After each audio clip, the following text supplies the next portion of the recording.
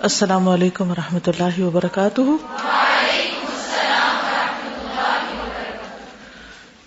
نحمده ونصلی علی رسولہ الکریم، اما بعد فاعوذ باللہ من الشیطان الرجیم، بسم اللہ الرحمن الرحیم، رب اشرح لی صدری ویسر لی امری واحلل عقدۃ من لسانی یفقہوا قولی۔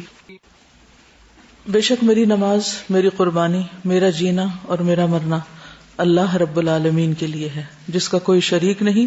مجھے اسی بات کا حکم دیا گیا ہے اور میں سب سے پہلا فرمانبردار ہوں۔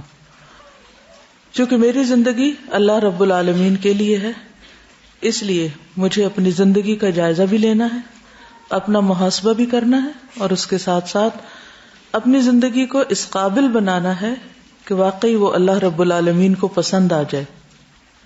پسندیدہ زندگی اختیار کرنے کے لیے مجھے اپنی عادات کا جائزہ بھی لینا ہے، اپنے روزمرہ کے روٹین کاموں، طریقہ کار کا بھی، اور اس کے علاوہ اپنی کمپنی کا بھی۔ تو آپ کو ہوم ورک دیا گیا تھا کہ آپ غور کریں کہ آپ کے ارد گرد کون سے ایسے 5 لوگ ہیں جو سب سے زیادہ آپ کو انفلوئنس کرتے ہیں، یا جن کے درمیان آپ رہتے ہیں، یا جن کے اخلاق، عادات، کردار آپ پر اثر انداز ہوتے ہیں، یا جن کو آپ پسند کرتے ہیں، یا جو آپ کے دوست کہلاتے ہیں، کیونکہ انسان اپنے دوست کے دین پر ہوتا ہے، اور ان 5 میں سے ایک آپ ہیں، یا انہی کا ایک ایوریج آپ ہے۔ جو وہ ہیں وہی آپ ہیں، انہی کا رنگ کسی نہ کسی درجے کا آپ کے اوپر ضرور ہوگا۔ اس پر کس نے غور و فکر کیا؟ کس نتیجے پہ پہنچے؟ کیا محسوس ہوا؟ کیا نظر آیا؟ یہاں پہ آنے سے پہلے نا میری کوئی فرینڈز اسلامک نہیں تھے، دن ہم یہاں پہ ہوتے ہیں تو یہاں پہ جو گروپ آف فرینڈز ہے میرا، ہمیں کچھ مسئلہ ہوتا ہے وہ ہمیں ایسی سجیشن دیتے ہیں کہ جس سے ایمان کا لیول بڑھتا ہے۔ مطلب کہیں گے دعا کرو، نماز پڑھ کے کرو، تو وہ اس سے مجھے ہوا کہ ہاں فرینڈز جو ہے وہ انفلوئنس کرتے ہیں، تو اس حساب سے وتواصوا بالحق وتواصوا بالصبر۔ اس کے بغیر کوئی کامیاب ہو ہی نہیں سکتا کہ انسان ٹیڑھا ہونے لگے تو وہ سیدھا کر دیں، اور سیدھا چلنے میں مشکل آئے تو وہ اس کو جمانے کے لیے صبر اور اجر کی بات کریں۔ اور کس نے غور و فکر کیا؟ نیکسٹ۔ میں اپنی فرینڈ کے بارے میں سوچی تھی، اب یہاں پر وہ بھی میرے ساتھ ہے، تو ہم لوگ یہ جب آپس میں ڈسکس کرتے ہیں کہ یہ کام اس نے کیسے کیا اور میں نے کیسے کیا، تو اس سے بہت موٹیویشن ملتی ہے۔ بعض اوقات وہ چیز میرے مائنڈ میں نہیں ہوتی، لیکن جب وہ بتاتی ہے تو زیادہ اچھا فیل ہوتا ہے اور بہتر کام ہوتا ہے۔ تو اچھے دوست ہونے چاہیے، کیونکہ عام طور پر لوگوں کا یہ خیال ہے کہ دوست نہیں ہونے چاہیے۔ تو بات دوست نہیں ہونے کی نہیں، اصل بات کیا ہے؟ اچھے دوست ہونے چاہیے، اچھی کمپنی میں، ایسے لوگوں کی کمپنی میں جو آپ کو خیر اور بھلائی کی طرف آگے بڑھاتے رہے۔ اور کس نے غور کیا؟ استاذہ، ایک سینگ ہے کہ تم اپنے دوست کے انتخاب میں بہت محتاط رہو، کیونکہ ہر انسان اپنے دوست کی عادتیں اور اخلاق چرا لیتا ہے۔ تو وہ واقعی ایسا ہوتا ہے کہ جن کے آس پاس ہم رہتے ہیں، انکانشیسلی ان کی عادتیں اور اخلاق ہمارے اندر آ جاتے ہیں۔ بالکل۔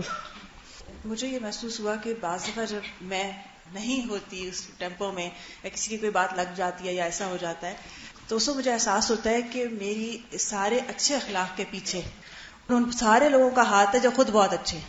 یعنی میں اتنی اچھی خود نہیں ہوں، مجھے ان لوگوں نے مینٹین کیا ہوا ہے اصل میں، ورنہ مجھے بات نہ چبھتی اس کی ایک آدمی کی، تو 10 لوگوں میں وہ جو 10 لوگ ہوتے ہیں وہ آپ کے محسن لگتے ہیں اس وقت۔ سر صرف اخلاق ہی انسان چراتا نہیں ہے۔ پرسنلی میرے ساتھ ایسا ہوا کہ میری لینگویج میں کچھ ایسے ورڈز تھے جو میں پرسنلی جسے اوائڈ کرنا چاہتی تھی، تو الحمدللہ جب یہاں پر آئی، میرا جو سوشل گروپ بنا، اس سے میری لینگویج میں اتنی بہتری آئی، جزاک اللہ جیسے ورڈز اور بہت سے ورڈز، اللہ کا ذکر شامل ہو گیا۔ لیکن جب میں دوبارہ اس گروپ میں جاتی ہوں تو وہ چیز، ظاہر ہے میں اس چیز سے نکل کر آئی ہوں، تو وہ چیز دوبارہ سے میرے اندر آنا شروع ہو جاتی ہے۔ تو میرے خیال میں انسان کی پرسنالٹی کے ساتھ ساتھ انسان کی لینگویج میں بھی ان کے دوست جو ہے وہ انفلوئنس کرتے ہیں۔ بالکل۔ اور پھر محاسبہ کس چیز کا ہم نے کرنا ہے کہ ٹھیک ہے میرا اچھا سوشل گروپ ہے، اس کی وجہ سے میں اچھی ہوں، لیکن ہمیشہ انسان کو آئیڈیل گروپ تو نہیں ملتا۔ زندگی میں بہت سی تبدیلیاں آتی رہتی ہیں، آج آپ یہاں ہیں، کل کہیں اور ہوں گے، پرسوں کہیں اور ہوں گے۔ اور مختلف لوگ جیسے مختلف پوسٹنگز ہوتی رہتی ہیں ایک جگہ سے دوسری جگہ، تو ان کا گروپ بدلتا رہتا ہے. تو ایسی صورت میں پھر جہاں آپ کا گروپ تبدیل ہو جائے اور وہ آپ کا مددگار نہ ہو تو آپ کو کیا کرنا ہے پھر؟ اور آپ اپنے اندر واضح چینج بھی فیل کر رہے ہوں، محاسبہ کرتے ہو، کیونکہ محاسبہ کا عمل مسلسل جاری رہے گا، تب اصلاح اور ترقی کے راستے آپ پر کھلیں گے. اگر محاسبہ چھوڑ دیا آپ نے تو آپ نیچے گر جائیں گے. تو اس صورت میں پھر کیا کرنا ہوگا؟ وہی کل جو بات ہم پڑھ رہے تھے، دعوت و تبلیغ کے ذریعے اپنی اصلاح یا اپنی روحانی صحت کو قائم رکھنا. تو جب آپ دوسروں کو بتانے لگتے ہیں تو وہ کسی کو بتانے سے پہلے اپنے کان سن رہے ہوتے ہیں اور آپ کا اپنا دل سوچ رہا ہوتا ہے، اس کے بھی آپ کے اوپر پھر ایفیکٹ آتے ہیں.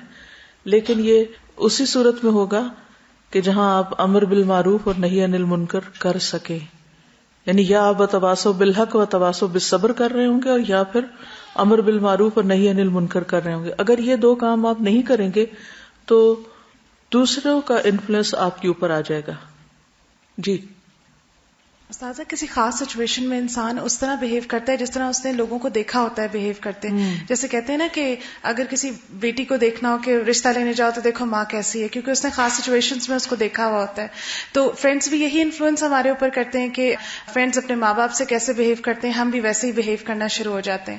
تو آئی تھنک ان سچویشنز جہاں پہ ہم گھرے ہوئے ہوں غلط قسم کے لوگوں سے، اس میں رسول اللہ صلی اللہ علیہ وسلم کی سنت اگر ہمیں معلوم ہو کہ ایسے وقتوں میں آپ صلی اللہ علیہ وسلم نے کیسے بہیو کیا، تو پھر ایزیئر ہو جائے گا ہمارے لیے اس وقت عمل کرنا. جیسے مجھے کسی وقت نہیں سمجھ آتا کہ میں اس ٹائم کیسے بہیو کروں، تو میں کسی اچھی سی پرسنالٹی کو ذہن میں لانے کی کوشش کرتی ہوں جن کو میں نے دیکھا ہوتا ہے ایسے وقت میں نا، تو it becomes easy for me کہ اچھا وہ کیسے اس وقت اس چیز کو ہینڈل کر رہی ہوں گی. بالکل.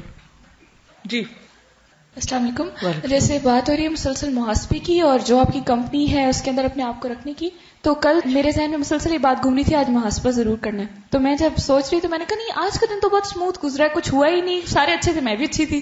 تو رات میں کچھ ایسا ہوا کہ رات کو انتہائی سخت محاسبہ کرنے کی مجھے ضرورت پڑی.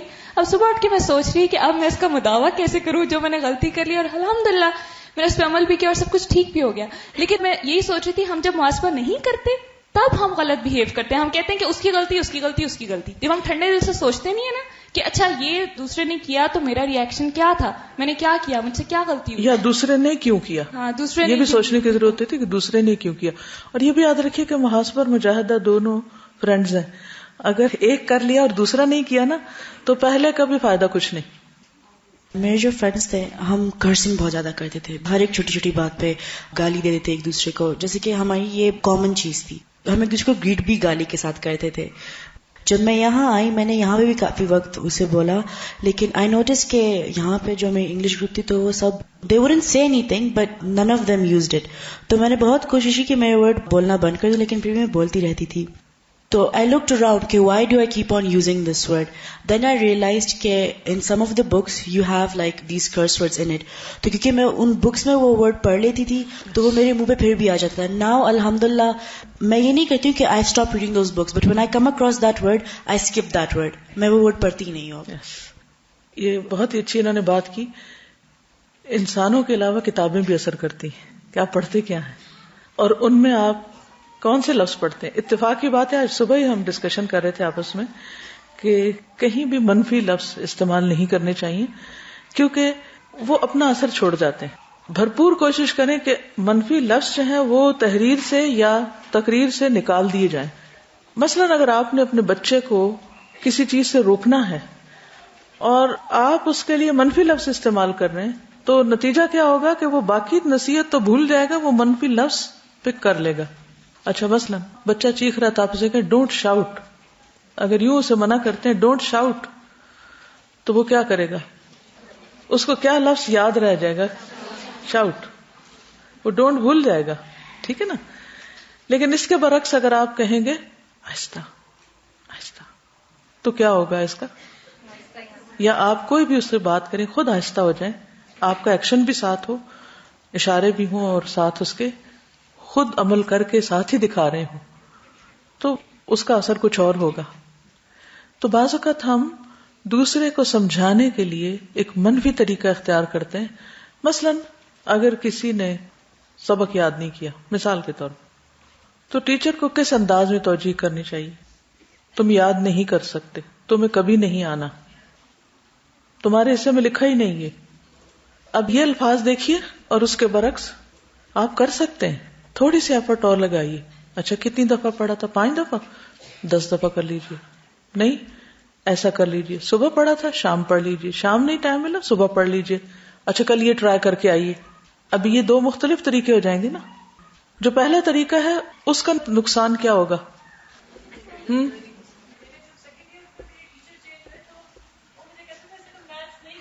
کسی بچے کو علمی طور پہ قتل کرنا ہو نا اگر، تو یہی جملے بولتے ہیں، تم یہ سبجیکٹ پڑھ ہی نہیں سکتے، تم میتھس کر ہی نہیں سکتے، تمہیں نہیں آنے کا. تو ہم سب کو ایک دوسرے کی بھلائی کے لیے منفی جملے، منفی الفاظ میکسیمم ان کو ایلیمینیٹ کرنا ہے. اس کے بجائے آپ کوشچن کر سکتے ہیں کہ تم کیوں نہیں کر سکے، تم کیوں نہیں کر سکتے. اگر اگلے لیول پہ آپ نے جانا، تھوڑا سا فارملی بات کرنی، تو سوال کر لیجئے. آپ نے بھی کہا کہ جیسے ہم منفی الفاظ بولتے ہیں، جیسے کسی بچے کو منع کرنا ہو ڈونٹ شاؤٹ، تو وہ بچہ شاؤٹ پک کر لے گا. تو جب ہم اس کو کہیں گے نا ڈونٹ شاؤٹ، تو ہم بھی یہ شاؤٹ کر کے ہی کہیں گے. جب ہم کہیں گے نا آہستہ، آرام سے نہیں کہہ سکتے ڈونٹ شاؤٹ، تو ہم بھی کہیں گے میری بھانجی ہے اور اس کو کانوں کا تھوڑا پرابلم ہے، تو وہ اونچا سنتی ہے تو اونچا بولتی بھی ہے. تو ہم نے جب اس کو کہنا ہوتا ہے نا، تو ہم سارے آہستہ آہستہ بولنا شروع کر دیتے ہیں. تو وہ سمجھ نہیں رہی ہوتی، لیکن وہ ایکشن سے ایسے ایسے خود ہی آہستہ بولنا شروع کر دیتی ہے. اسی طرح جیسے مثال کے طور پہ ایک لفظ میں نے بہت سنا، لوگ ایک دم سے کہہ دیتے ہیں یہ تو ہے ہی منحوس، اور یہ میں نے بہت لوگوں میں سنا. اور میں جب یہ سوچتی تھی کہ جب یہ لوگ کہتے ہیں تو ایک اثر جو ہے ان کے اپنے چہرے پہ پڑ رہا ہوتا ہے، اتنا چہرے پہ تناؤ آ جاتا ہے، اور اگلا تو جو کر رہا ہے وہ کر رہا ہے، لیکن ایکسپریشن جو ہے وہ آپ کے اپنے اوپر آپ کی شخصیت کا حصہ بن جائیں گے. ایون آپ کے ہونٹوں کی ساخت اور آپ کی اسمائل اور آپ کی نظریں اور ان سب کے اوپر نحوست آ جاتی ہے. استاذہ ایک اور چیز ہے نا، جب سوشل گروپ چینج ہوتا ہے تو آپ نے جس طرح بات کی کہ ہمیشہ آپ کو اچھا گروپ نہیں ملتا، ہم جب دوسرے گروپس میں جاتے ہیں تو ہم ہیزیٹیٹ کرتے رہتے ہیں کہ اگر میں نے یہاں پر آ کے کوئی ایسی بات کی تو لوگ برا نہ منائیں. ہم ٹرائی ہی نہیں کرتے. جب ہم کوئی بات کرتے ہیں اچھی، تو اسی گروپ میں سے کوئی ایک انسان ایسا نکل آتا ہے، ساتھ مل جاتا ہے. جی، کیونکہ جب تک خود کو کنوکشن نہیں ہوگی ہم کسی کو نہیں بتا سکتے. دوسری بات تھی کہ آپ کی زندگی میں سب سے بڑا مسئلہ کیا ہے اور کون سی چیز آپ کے لیے آزمائش ہے، اور آپ اس آزمائش کو کس طرح لیتے ہیں، کس طرح لیتے ہیں، پازیٹیولی لیتے ہیں یا نیگیٹیولی. کیونکہ یہ بھی ہمارے کام میں رکاوٹ بنتی ہے. ہم ہر وقت اپنے آپ کو کوستے رہتے ہیں، اپنی قسمت کو یا تقدیر کو یا ادھر کو یا ادھر کو، کہ تمہیں کیا خبر، تمہاری زندگی میں یہ مسئلہ ہو تو پھر میں دیکھوں، میری میں ہے اس لیے میں یہ کر رہا ہوں. کبھی ہم اپنی بیماری کو بہانہ بنا لیتے ہیں، کبھی ہم اپنے فائنینشیل پرابلمز کو بہانہ بنا لیتے ہیں، کبھی کسی چیز کو، یعنی کام نہ کرنے کے 1000 بہانے. پنجابی کا ایک جملہ ہے، وہ ہے خراب اس لیے بولوں گی نہیں، جس کے آخر میں آتا ہے حجتاں ڈھیر. اس کا پہلا حصہ شاید آپ کو پتا ہوگا. حجتاں ڈھیر کا مطلب ہوتا ہے بہت سی حجتیں بہانے. یہ کب ہوتی ہیں؟ جب اپنا اندر جو ہے وہ من نہیں مانتا. ٹھیک ہے، گالی ہے اس میں اس لیے نہیں بول رہی. تو بات یہ ہے کہ آزمائش، مسئلہ، پرابلم، رکاوٹ، وہ کون سی چیز ہے جو آپ کو کچھ کرنے نہیں دیتی یا جو آپ کو ہر وقت روک دیتی؟ اچھا، اس میں ایک بڑی چیز شیطانی وسوسے اور خیالات بھی ہوتے ہیں. بعض اوقات شیطان آپ کو بلا وجہ کسی چیز سے ڈرانا شروع کر دیتا ہے. مثلاً فلانا مر جائے گا. اچھا، اب وہ ماں ہو سکتی، باپ ہو سکتا، کوئی ہو سکتا ہے. اب آپ کو کہاں سے پتا چل گیا کہ وہ مر جائے گا؟ مرنا تو سبھی نے. اب ہوتا کہ ہم غمگین ہو کے بیٹھ جاتے ہیں قبل از وقت، جب یہ نہیں ہوگا دنیا میں تو کیا ہوگا، وہ مسائل سوچنے بیٹھ جاتے، پھر غمگین، پھر وہ پورا ہماری باڈی پہ اثر انداز ہو جاتا ہے کہ ہماری نیند غائب ہو جاتی، ہمارا کھانا پینا ہمیں بھول جاتا ہے. حالانکہ وہ صرف ایک شیطانی شرارت ہوتی ہے کہ وہ آپ کو کس طرح کام سے ہٹائے.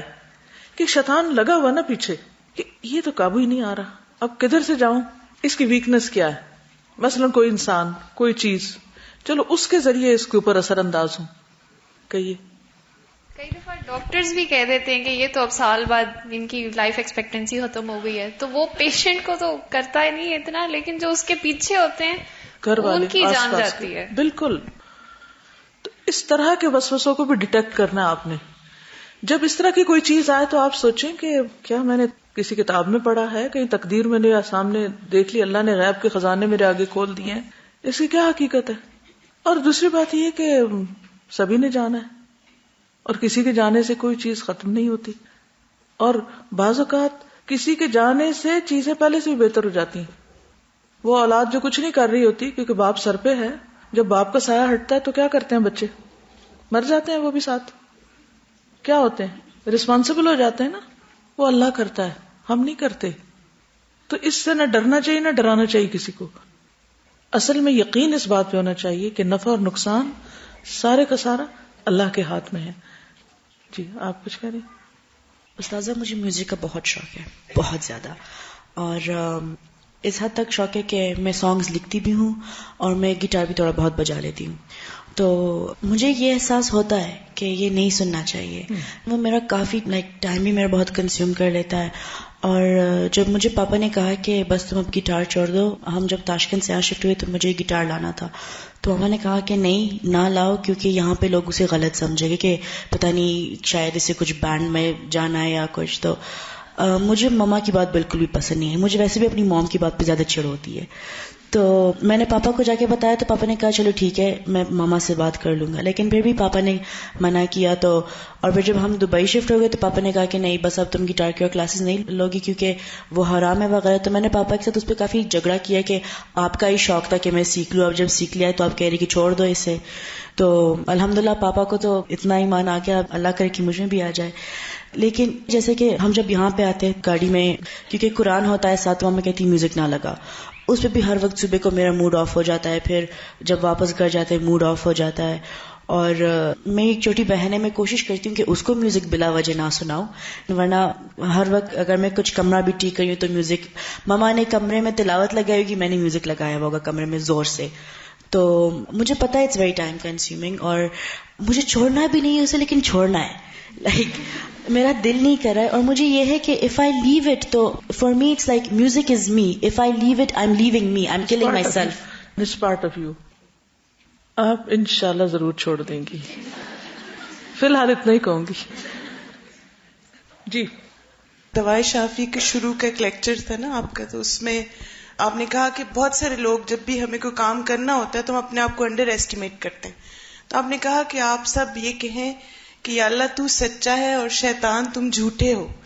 تو یہ اتنا زبردست جملہ تھا، کیونکہ عموماً مجاہدہ کیا ہے، مثلا محاسبہ تو ہم نے کر لیا نا، اب مجاہدہ کیا ہے کہ ہمیں اللہ پہ توکل اسٹرانگ کرنا ہے اور ساتھ ہی یہ یقین کرنا ہے کہ شیطان جھوٹا، اس کے وسوسے جھوٹے. تو یہ اگر ہم ریپیٹ کریں گے نا بعد میں، استاذہ نیکسٹ ڈے بہت سارے اسٹوڈنٹس نے یہی بات کی کہ صرف اس جملے کو بولنا ان کو ایک موٹیویشن دے رہا تھا کہ واقعی شیطان کے سارے وسوسے، وعدے، باتیں جھوٹی ہیں اور اللہ تعالیٰ کا وعدہ اور اللہ کی باتیں سچی ہیں. بالکل.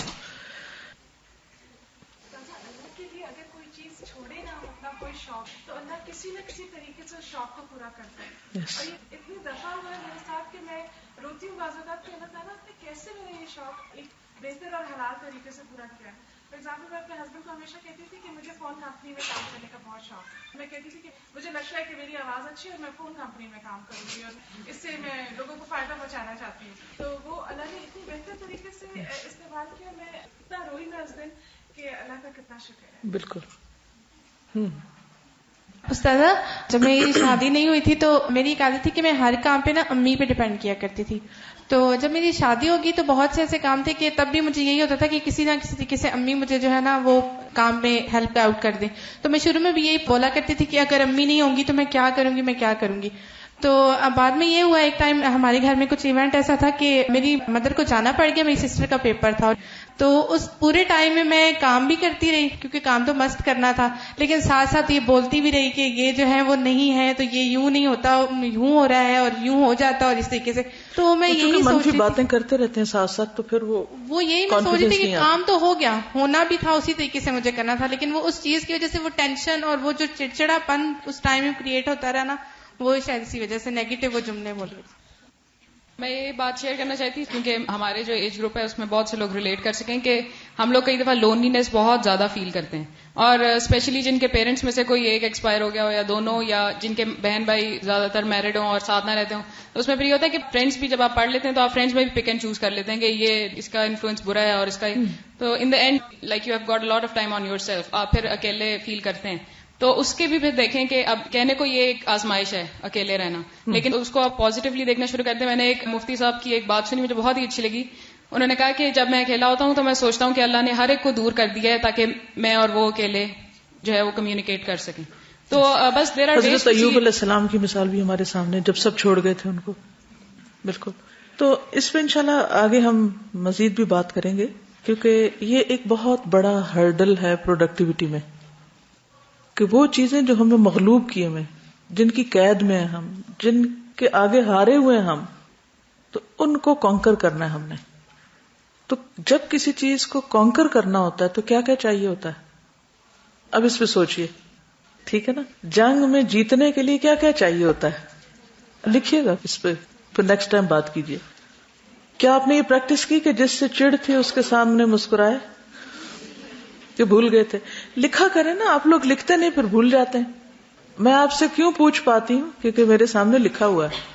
اگر یہ لکھا نہ ہو تو مجھے بھی یاد نہ ہو کہ میں نے کل کیا کہا تھا. لکھ لیجئے، اپنے ٹاسک میں لکھ لیجئے، کرنے کے کام الگ سے ساتھ ساتھ لکھتے جائیے. گھر جا کے پھر ایک دفعہ دیکھیے. اگر 24 گھنٹوں کے اندر وہ کر لیں گے نا کام، تو انشاءاللہ وہ آپ کا دروازہ کھل جائے گا داخل ہونے کا اس رستے میں. کیونکہ کوئی بھی علم عمل سے پختہ ہوتا ہے، عمل نہ ہو تو علم بھی ضائع ہو جاتا ہے. پھر یہ بھی جائزہ لینا تھا کہ وہ کون سا کام ہے جسے کر کے آپ بالکل ہلکے پھلکے ہو جاتے ہیں. کسی نے جائزہ لیا؟ کوئی بتائے گا، شیئر کرے گا؟ جی. کسی کو کچھ دے کر، کھانا کھلا کر، اوکے، بہت ہلکے ہو جاتے ہیں. بالکل. ہاں ٹھیک ہے، ان کو دعا کرنے سے فائدہ ہوتا ہے. اور کون سا کام کر کے آپ ہلکا پھلکا ہو جاتے ہیں؟ بالکل، صلح کروا کے، یس، فیسیلیٹیٹ کر کے، بہت اچھے، گروپ لے کر، گڈ. اور امی کی بات مان کے، کسی کی مشکل دور کر کے، مصیبت زدہ کی مدد کر کے، شکر ادا کر کے، اور کسی سے معافی مانگ کے، گڈ. قرآن کی تلاوت سے آپ جس کام میں، یس، جس کام کو کر کے پسینہ نکلا ہے نا، تو پھر آپ کو ٹھنڈک فیل ہونے لگتی ہے. مشکل کام کر کے جو آپ کے سر پہ سوار ہوں پہاڑ کی طرح، کہ ان کو کرنا اور کرنا پائیں، جس دن وہ ہو جائیں پھر انجوائے کرتے ہیں. نماز وقت پر پڑھ کے، رشتہ داروں کی خیریت پوچھ کے، کسی کو کچھ سکھا کر، گڈ. تو جہاں ایک طرف آپ کے مسائل ہیں نا، وہاں دوسری طرف ان کاموں کی لسٹ بنا دیجئے جن کو کر کے آپ کو حقیقی معنوں میں خوشی ہوتی. جب آپ پریشان ہو نا یا مسائل آپ پر آنے لگے تو پھر آپ سوچا کریں کہ میں ان کے علاج کے لیے کروں کیا، کون سا کام کروں کہ یہ ہٹ جائے بوجھ مجھ سے، تاکہ میرا وقت نہ ضائع ہو. کچھ بوجھ ایسے ہوتے ہیں جو آپ کو ہلنے نہیں دیتے، آگے چلنے نہیں دیتے، آپ کسی کام کے نہیں رہتے. تو کام تو نہیں روکنا نا، وہ تو کرنا ہی کرنا ہے. تو ہر رکاوٹ کو ہم نے دور کرنا ہے اللہ کی طرف جانے کی. یہی جہاد ہے، تنہائی میں اللہ سے باتیں کر کے. یہ اوروں کی بھی ٹپس لکھ لیجئے اور ان میں سے آپ بھی ٹرائی کر کے دیکھیے اگر پہلے نہ کیا ہو تو. بالکل، یعنی جس نے آپ پر صریحاً زیادتی کی ہو اور آپ حق پر ہوں اور پھر آپ اس کو معاف کر دیں یا معافی مانگ لیں، ٹھیک ہے. اب اس کے اپوزٹ بھی کر لیجئے کہ کون سا کام کر کے بوجھل بہت ہو جاتے ہیں آپ، تاکہ ان چیزوں کو چھوڑ بھی دیں. ہاں، غصہ کر کے. اسی طرح ہر ایک اپنا ویک پوائنٹ لکھ لے. یہ ساری چیزیں اگر آپ ڈائری میں لکھتے جائیں نا تو انشاءاللہ اینڈ آف دا ڈے آپ کے سامنے پورا لایا عمل آ جائے گا. پلس یہ کہ جب آپ بھولنے لگیں گے دوبارہ اپنی ڈائری پڑھ لیں. جو چیز آپ کے ضمیر پہ بوجھ ڈالے، آپ کو پریشان کرے، پھر کوشش کریں کہ اس کے پاس نہ پھٹکیں، اور اگر پھسلن ہو جائے تو پھر واپس پلٹ کے اپنی صفائی کر لیں اس کام سے جس سے آپ کا دل ہلکا ہو جاتا ہے. ٹھیک ہے. اچھا، جب کسی کو اپنی پریشانی سنانے کو دل چاہے، خاص طور پر اس وقت جب ہمارا دل بھرا ہوا ہو اور ہمارا دل چاہے کہ ہم کسی کو اپنے غم کی داستان سنائیں، یا کسی کی جا کے شکایت لگائیں یا کسی کا گلہ کریں کہ فلاں نے میرے ساتھ آج یہ زیادتی کی ہے، تو اس وقت اس کی بجائے دوسرے کو کوئی اچھی بات بتا دیں. اس وقت جنرلی نہیں، ویسے تو ہم ہر وقت کچھ نہ کچھ کرتے ہی رہتے ہیں. سوچئے کل میرے دل پہ نا ایک بات بہت بوجھ بن گئی تھی، تو میں سو بھی گئی، لیکن پھر بھی جب میں جاگی تو میں ہلکی پھلکی نہیں تھی. تو میرے ابو مجھ سے پوچھتے ہوتے ہیں میرا موڈ دیکھ کے، تو مجھے کہتے ہیں کہ تم کیوں پریشان ہو؟ میں نے کہا نہیں پریشان نہیں ہوں، آئے میں آپ کو سورہ نور آج کل ہم لوگ پڑھ رہے ہیں، میں نے کہا آئے میں سورہ نور کے آپ کو ایک کام بتاتی ہوں، میں اس پہ سوچ رہی تھی. تو وہ بھی خوش ہو گئے اور میرا بھی دل ہلکا ہو گیا. اور اگر آپ بتاتی ہیں ان کو کہ یہ چیز مجھے بادر کر رہی ہے تو آپ تو ہلکی ہو جاتی ہیں، لیکن فادر کا حال اس کے بعد کیا ہوتا؟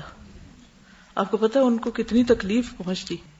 ہم ماں باپ کو اپنی خوشیوں میں تو کم شریک کرتے، لیکن ذرا سا کوئی تکلیف پریشانی ہوتی ہے نا تو ہم ان کو، کیونکہ وہ سنتے ہیں نا، تو پھر ان کو سناتے ہیں. اچھا ہم تو سنا کے فارغ ہلکے ہو گئے، اور وہ دنوں سوچتے رہتے ہیں کہ ہائے میرا بچہ اس تکلیف میں.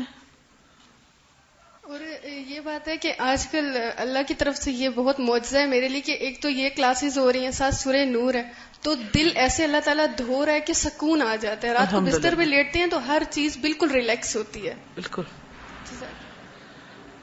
جب میں یہاں نئی ہاسٹل میں آئی تھی تو میرے دل میں شروع میں یہ تھا کہ it's very tough, I can't handle it, مجھے یہاں سے جانا ہے. تو ایک دن بہت زیادہ میرا دل بھرا ہوا تھا اس بات پہ کہ میرا دل چاہ رہا تھا کہ میری جو فرینڈ میرے ساتھ آئی ہے میں اسے کہوں کہ چلو نا یہاں سے چلتے ہیں، ڈے اسکالر بن جاتے ہیں.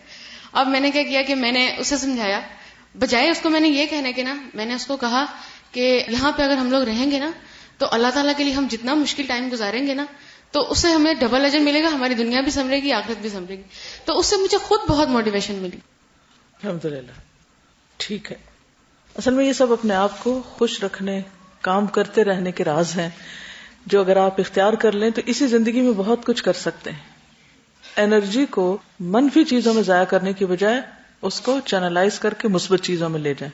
کامیاب اور ناکام لوگوں کی زندگی میں بس اسی چیز کا فرق ہوتا ہے.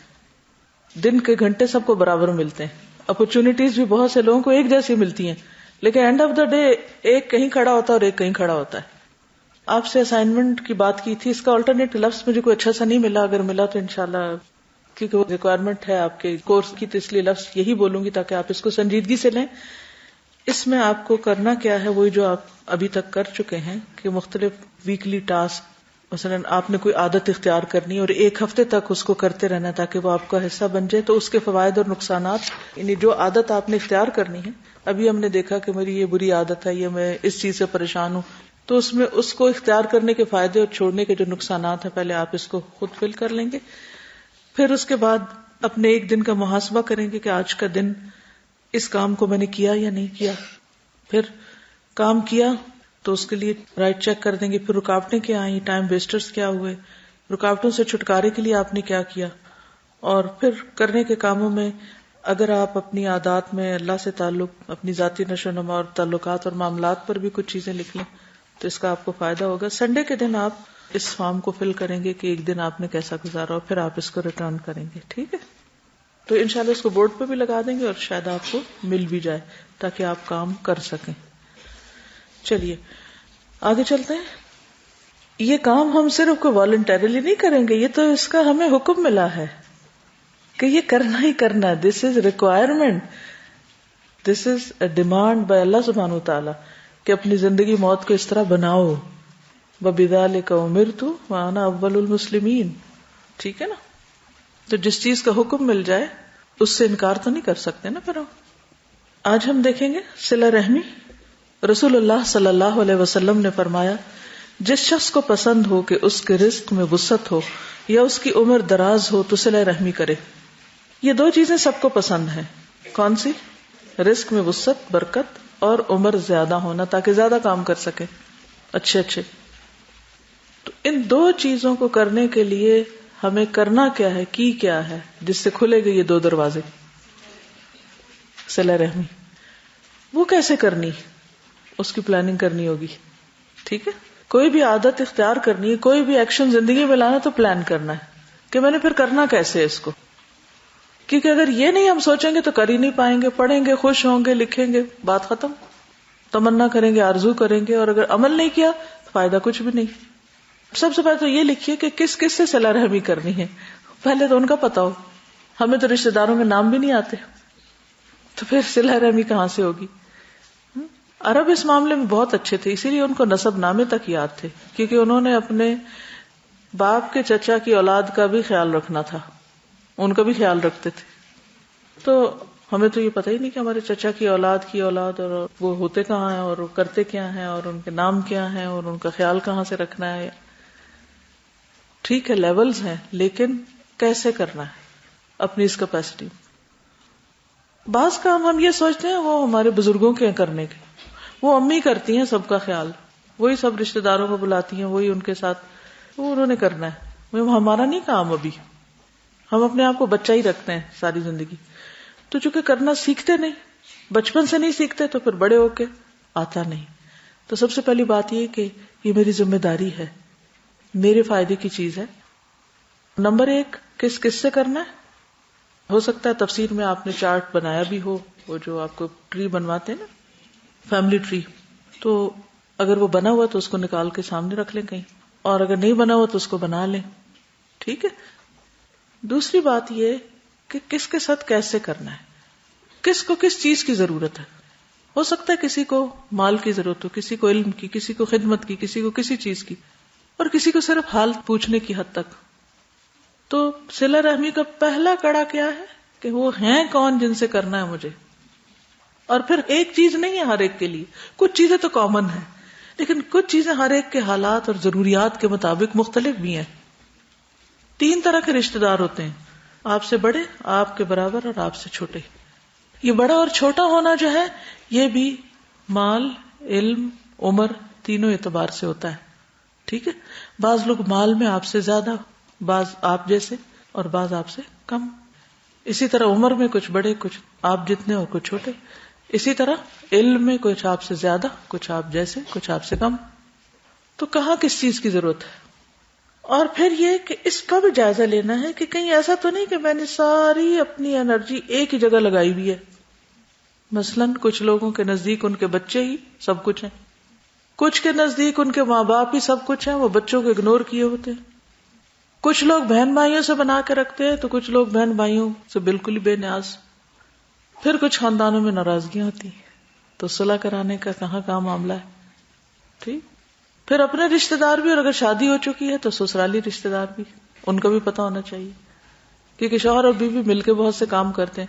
اب یہاں آپ یہ نہ شروع کرتے ہیں کہ آپ تو اپنے خاندان کا خوب خیال رکھیں اور میاں کے خاندان کو یکسر اگنور کر دیں. اس کا نقصان کیا ہوگا؟ آپ اپنے خاندان کا بھی خیال نہیں رکھ سکیں گے. آپ یہ بھی کر سکتے ہیں, ایک دوسرے سے ڈیل کر لیں, انہیں کہیں آپ میرے خاندان کا کریں, میں آپ کا کرتی ہوں. تو اس طرح مختلف طریقے سوچیں کیا کرنا ہے, کیسے کرنا ہے, کیوں کی تو بات آئی گئی. ٹھیک ہے. اور پھر کتنا. عموماً کیا ہوتا ہے, جن کے پاس مال ہوتا ہے, جب ہم ان رشتہ داروں سے ملتے ہیں تو ان کو تو گفٹ بھی بڑے قیمتی دیتے ہیں, پھر پہلے ہی ہے ان کے پاس بہت. لیکن جو ضرورت مند ہوتے ہیں ان کو اگر ہم کچھ دیتے بھی ہیں تو ایسی معمولی سی چیز, یہ تو غریب ہے, انہیں کیا کرنا ہے, ان کو کیا پتا قیمتی چیز کیا ہوتی. حالانکہ وہ رشتے میں آپ کے زیادہ قریب ہوتے ہیں بنسبت دور والے کے. تو اس طرح کی تمام چیزوں کا آپ خود جائزہ لیں اور اپنا محاسبہ کریں. پھر کیا کرنا ہے, ہم نے 2 کام. پہلے تو محاسبہ کرنا ہے اور پھر مجاہدہ شروع ہوگا, کیونکہ مجاہدے کے بغیر صلہ رحمی نہیں ہو سکتی. نفس پر بھی مجاہدہ کرنا ہوگا اور پریکٹیکلی بھی کچھ کرنا ہوگا, مال کے اعتبار سے بھی اور ویسے بھی.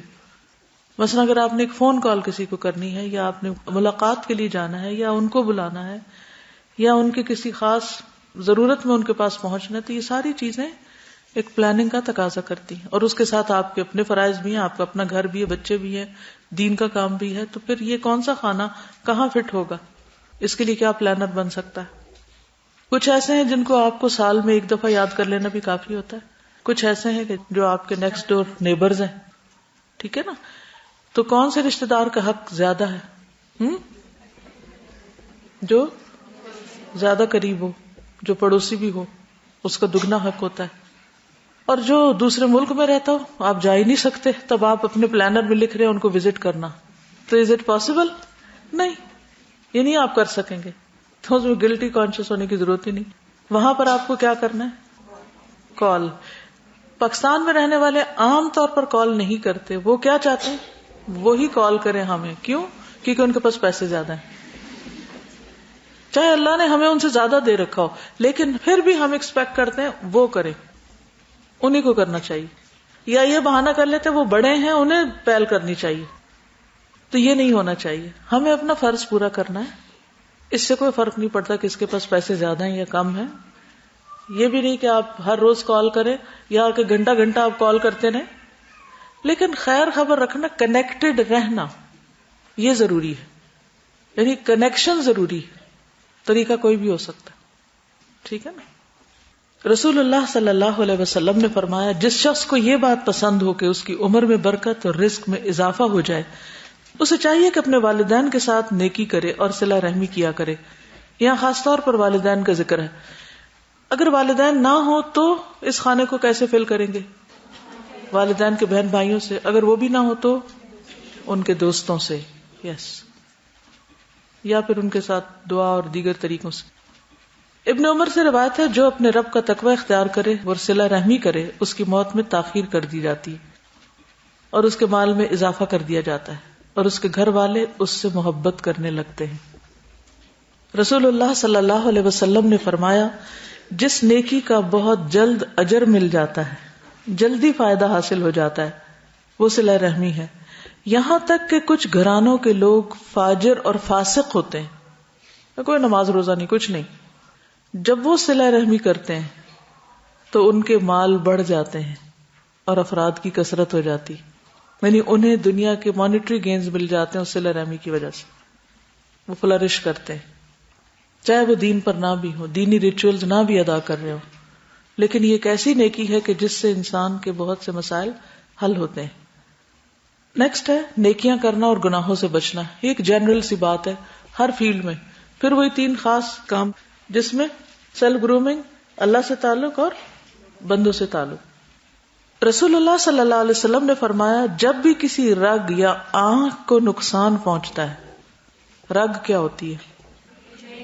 آرٹریز یا وینز رگ ہوتی ہیں, ٹھیک ہے. جب بھی کسی رگ آرٹریز بلاک ہوتی ہیں یا آنکھ کو نقصان پہنچتا ہے تو وہ کسی نہ کسی گناہ کی وجہ سے ہوتا ہے. لیکن جو تکالیف اللہ ویسے ہی ٹالتا رہتا ہے وہ اس سے کہیں زیادہ ہوتی ہیں. یعنی سارے گناہوں کا بدلہ دنیا میں نہیں ملتا, لیکن جب کوئی جسمانی تکلیف آئے تو انسان کیا کرے؟ استغفار کرے. اس میں ایک ضعیف حدیث بھی ہے کہ بیماریوں کا علاج استغفار ہے, لیکن اگر اس کو ضعیف کہیں بھی تو بھی یہ بات آپ دیکھیے کہ استغفار جو ہے وہ بہت سی کمیوں کوتاہیوں کا ازالہ کرتا ہے. رزق میں رکاوٹ, صحت میں رکاوٹ اور بہت سی چیزوں میں رکاوٹ کس کی وجہ سے ہوتی؟ گناہوں کی وجہ سے. گناہ کیا ہے؟ خیر کے کاموں میں رکاوٹ ہے, خیر اور بھلائی حاصل کرنے میں رکاوٹ ہے. ٹھیک ہے, تو رکاوٹ کیسے دور کریں گے؟ سب سے پہلے تو استغفار کر کے, گناہوں سے باز آ کر, اور پھر اس کے بعد باقی نیکی کے کام. رسول اللہ صلی اللہ علیہ وسلم نے فرمایا, نیکی کے علاوہ کوئی چیز عمر کو نہیں بڑھا سکتی. یہ دعا کی شکل میں ہو سکتی ہے, نماز کی شکل میں, یہ صلہ رحمی کی شکل میں, یہ تبلیغ کی شکل میں, کوئی بھی خیر و بھلائی جو صرف للہ اور فی اللہ آپ اللہ کے لیے کر رہے ہوتے ہیں. تو اگر ہم چاہتے ہیں کہ عمر زیادہ ہو, اگر ہم چاہتے ہیں کہ خیر کے کام زیادہ کر سکیں, تو پھر کیا کرنا چاہیے؟ فاستبقوا الخیرات, نیکیوں میں دوڑ لگانی چاہیے. لیکن اس کے برعکس لوگوں کی دوڑ کس چیز میں زیادہ ہے؟ مال میں.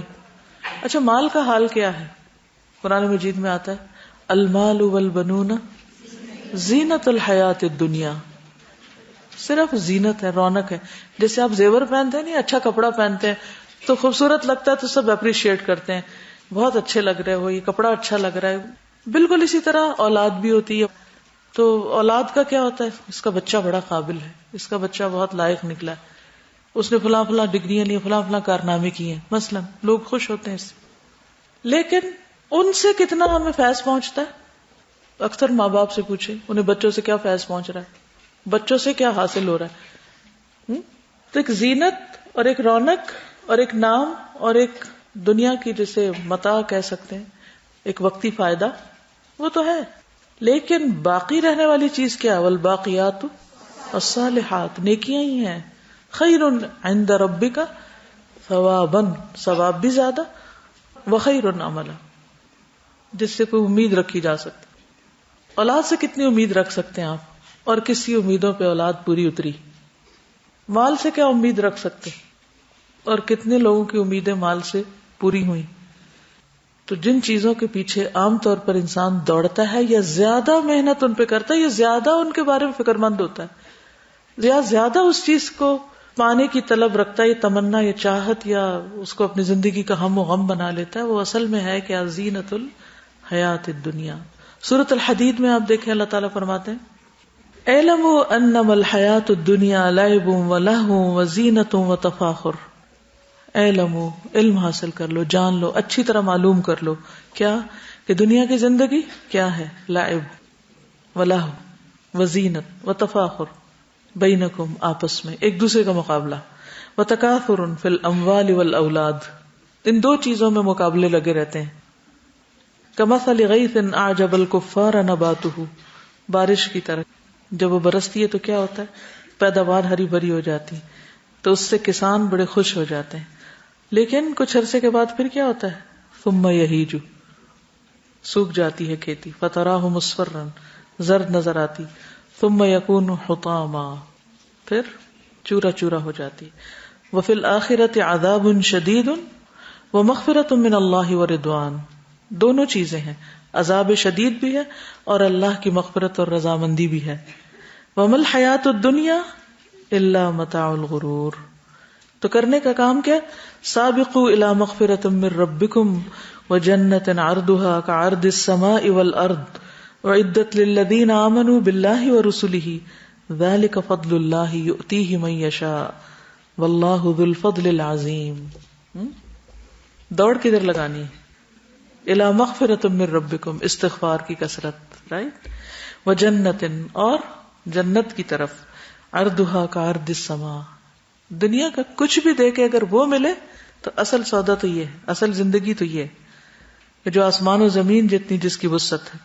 کس کے لیے ہے یہ، الذین آمنوا باللہ ورسلہ، جس کو یہ مل جائے اس کے تو کیا ہی کہنے، ذالک فضل اللہ یؤتیہ من یشاء واللہ ذو الفضل العظیم. اللہ کے پاس بہت بڑا فضل ہے، لیکن ہم مانگنے والے بنے، ہم آگے بڑھنے والے ہوں. جو آپ کو ملا ہوا ہے کہ اللہ اور رسولوں پر ایمان اور اللہ کی طرف دوڑنے کی چاہت، اور ماحول کے جس میں آپ کو دوڑنے کے لیے ایک اچھی فضا مہیا آتی ہے، اور اللہ کی بخشش مانگنے اور اللہ کی رضامندی کو ہر چیز سے زیادہ عزیز رکھنے کی چاہت اور اس کا احساس، یہ ہے اللہ کا فضل.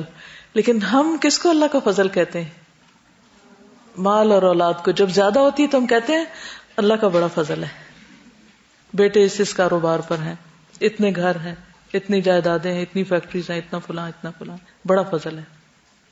ہم میں سے کون ہے جو اس کو فضل کہتا ہو جسے اللہ رب العالمین فضل کہہ رہے ہیں کہ یہ ہے اصل الفضل العظیم.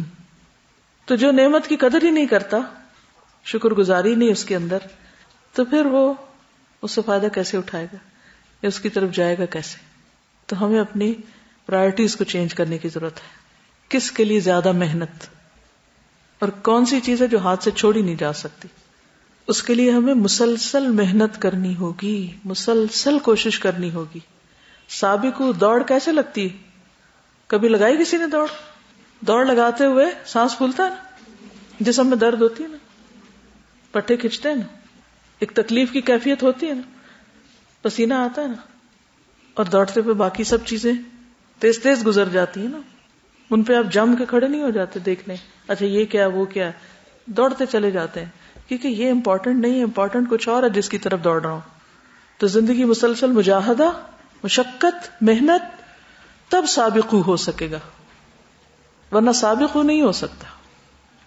تو جب بھی دوڑ رہے ہو، سانس پھول رہا ہو اور گھبرا اٹھے کہ بہت سے کام ہیں، تو سوچا کریں کون سے کام، کس کے لیے دوڑ رہے ہو، کس چیز میں تھک رہی ہوں، کس چیز کی طرف جا رہی ہوں، کیا چھٹ رہا ہے اور کیا مل رہا ہے. کیونکہ ہمیں غم لگا رہتا ہے کچھ چیزیں چھٹنے کا، اور کچھ چیزیں ہمارے سامنے ہوتی ہیں کہ جن کو ہم پا سکیں.